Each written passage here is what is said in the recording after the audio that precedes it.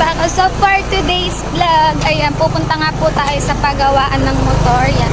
Papaayos na po natin ang ating motor ngayon. Kasi po ngayon lang po nagka-free time ang aking asawa dahil siya nga po ay naglako nung nakaraang Holy Week. So yan, driver po. At kasama si Jamie syempre. Pero kukunin po na namin yung papel ng motor dun sa Rusi bago po kami dumiretso sa pagawaan. So guys, update ko na lang po kayo pag kami po ay nandoon na. Journey ko na. Oh, hello, nagkita kayo.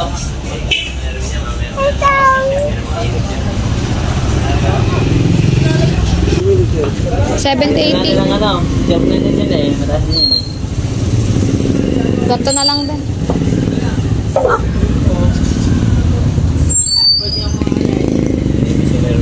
Oo nga. Saan ka man ako? Nag-80 lang naman to eh. Mas mataas to kaysa dyan sa quality, pero ang presyo, halos tigit. Oo. Yan na lang. 80 na naman. Sige pa. Dapat yun na lang sa... Saka yung upuan na papalitan sa Bye! Yan. Yan dalawa.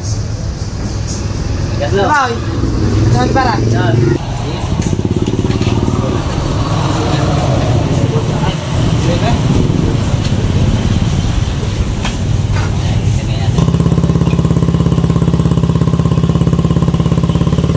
Diretso pa karawas mo na yan.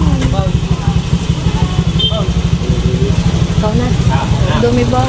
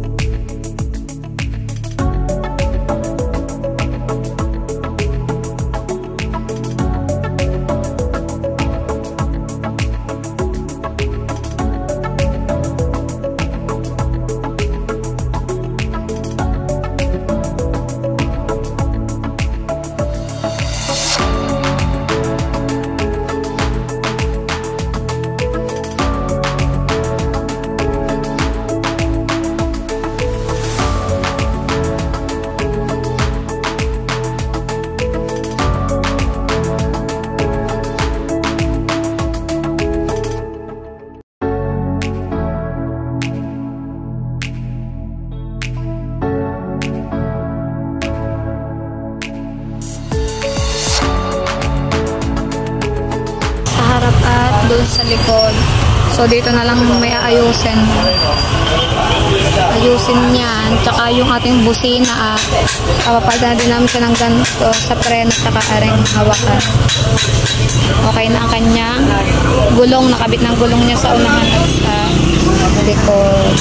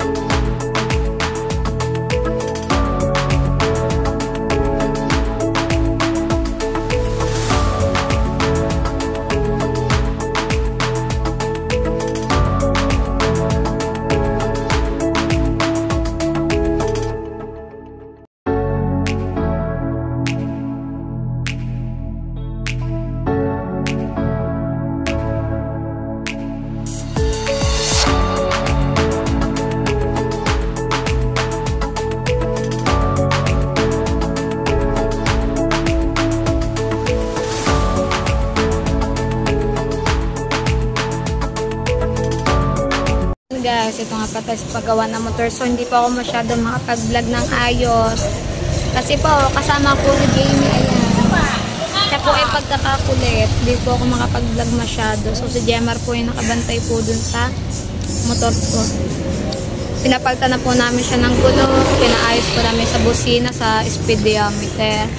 Tapos po ay hindi po namin siya mapapapaltan dito ng upuan kasi hindi po sila nagtatabas. So lilipat po si na Jemar dun sa kabilang paggawaan ng motor. Kasama na po niya yung barkada niya. Magpapasama na lang po siya. Bibidyohan niya na lang po para po maisama ko din po sa vlog ko. So yun nga po ba si Jemar yan. Nakabantay po siya sa ating motor habang ginagawa. Sobrang init po kasi doon. Kasi Jamie iyak ng iyak. Kaya po hindi po ako masyado makapag-vlog ng maayos. Pero okay na. Nakabit na naman po yung gulong niya sa likod at sa harapan. Okay na po siya, napalitan na. Bago na po ang gulong natin. At safe na siyang gamitin.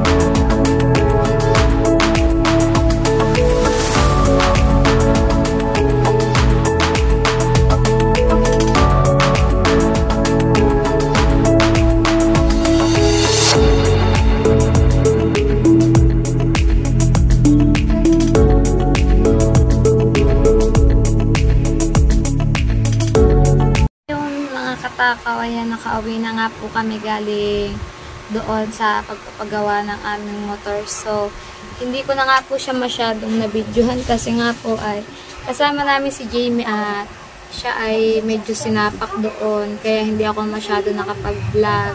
So, ayun, napagta na nga po natin siya ng 2 gulong. Napaanuhan na po natin yung busina niya.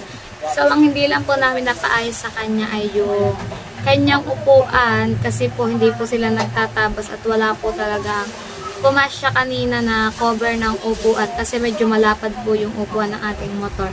So, si Jemar na lang po ang magpapaayos nung kasama niya po yung barkada niya kasi papadabasan po nila ng konti yung aming upuan para po mabawasan siya kasi sobrang lapad niya po talaga. So, bali ang nagastos po namin doon sa pagpapaayos po namin ng motor kanina is 1,550. Tapos, di yung mga sa upuan po, tsaka yung ibang ipapaayos ay si Jemar na lang po magpapaayos nung hindi na po ako sasama kasi sinasapak po talaga si Jamie pag ganun katagal po kami. So, ayun guys, yan. I'm so happy po kasi napalitan na nga po yung gulong ng ating motor. So, safe na po siyang gamitin. Yan. Safe na talaga siya kasi napaayos na natin siya. So, ayun, dito ko na nga din po pala tatapusin ang aking vlog for today's. Maraming salamat po sa lahat po ng sumusuporta sa akin at sa mga nakaabot po sa vlog na ito. Maraming salamat po sa inyong lahat. Sir Steven, thank you so much again. I love you so much and I miss you. I hope that you're always okay. I miss you. I love you so much. Thank you. Thank you for all the blessing. So guys, magkita-kita na lang po tayo sa akin next vlog. Bye-bye. Love you all.